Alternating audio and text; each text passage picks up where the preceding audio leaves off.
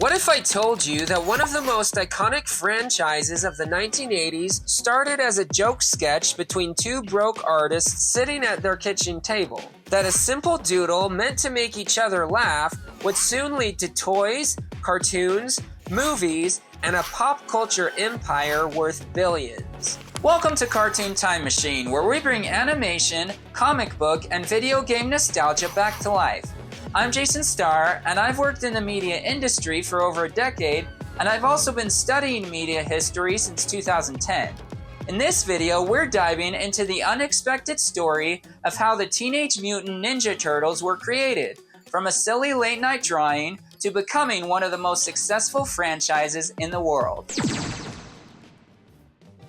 Ever since the 1980s, the Teenage Mutant Ninja Turtles have grown to become one of the most recognized cartoon icons of all time. So what circumstances led to their creation and rise in popularity?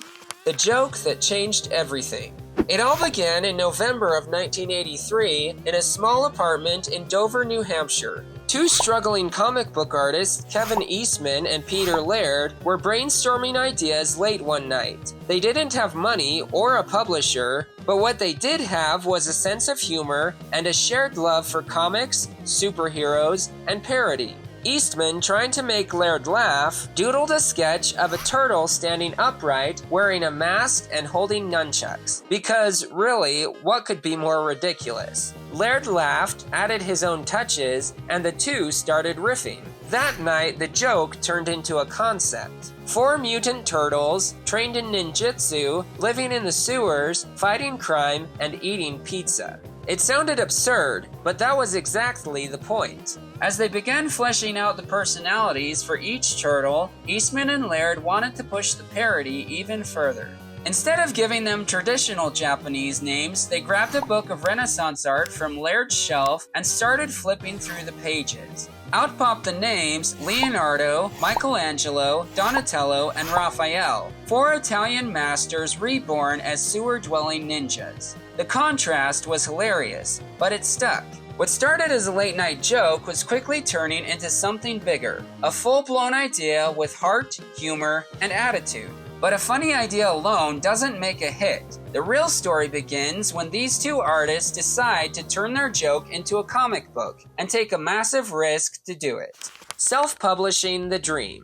In 1984, Eastman and Laird decided to self-publish their idea. They didn't have a company, so they created one, Mirage Studios. A name chosen because their, quote, studio was really just their living room. With a $1,000 loan from Eastman's uncle, they printed 3,000 copies of the first issue of Teenage Mutant Ninja Turtles. The comic was designed as a parody of popular titles of the time, mainly Daredevil, X-Men, and New Mutants. Even the Turtles' origin story involving ooze and ninjas was a playful nod to Marvel's darker comics. When they took the comic to a small convention in Portsmouth, New Hampshire, they didn't expect much, but something unexpected happened. Fans loved it. The first print run sold out almost instantly, and within weeks, collectors were calling comic shops begging for copies. It wasn't just a spoof anymore, it was a hit. But comics were only the beginning,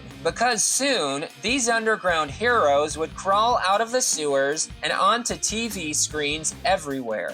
The cartoon that created a craze. By 1986, the Turtles had gained a cult following, and toy company Playmates took notice. But there was a catch. Toy stores didn't want to sell figures from a comic book that kids didn't know. So Eastman and Laird struck a deal. If Playmates funded an animated TV series, they'd have a way to introduce the characters to kids first. That decision changed everything. In 1987, the first episode of Teenage Mutant Ninja Turtles, the animated series, premiered. It was colorful, fun, and packed with pizza-loving humor that made it an instant hit.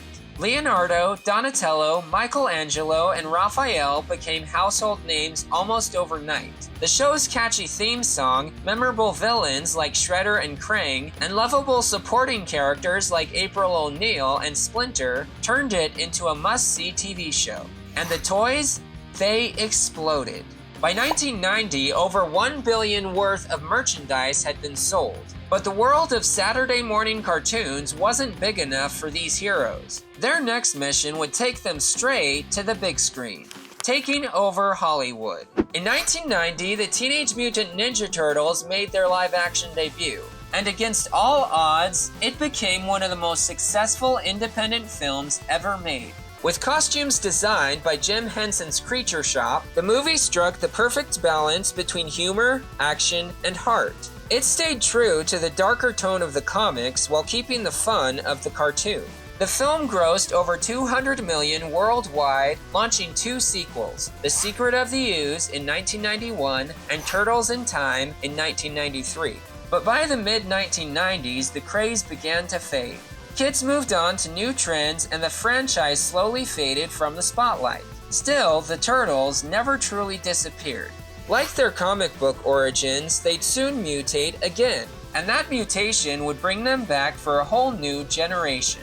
Reinvention and Revival.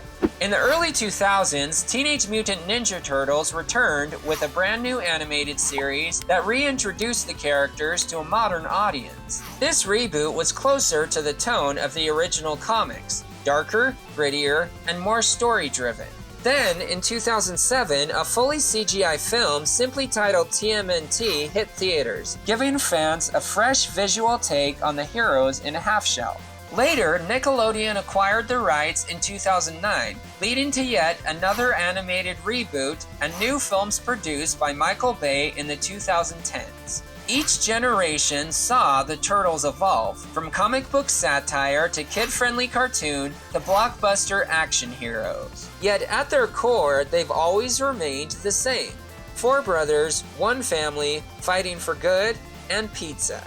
The legacy of the Turtles. Today, the Teenage Mutant Ninja Turtles stand as one of the longest-running and most recognizable franchises in pop culture. From comic books and cartoons to video games, toys, and movies, they've proven that even the strangest ideas can become timeless icons. What started as a simple drawing in a living room has turned into a multi-billion-dollar empire. And for Eastman and Laird, it's a reminder that creativity sometimes begins with the most unexpected spark. And that spark is still growing today. Thanks for watching. Did you grow up watching the Teenage Mutant Ninja Turtles? Who was your favorite turtle? Was it Leonardo, Donatello, Michelangelo, or Raphael? Let me know in the comments below. And if you enjoyed this video, hit the like button and subscribe for more deep dives into animation, video game, and comic book history. See you in the next video!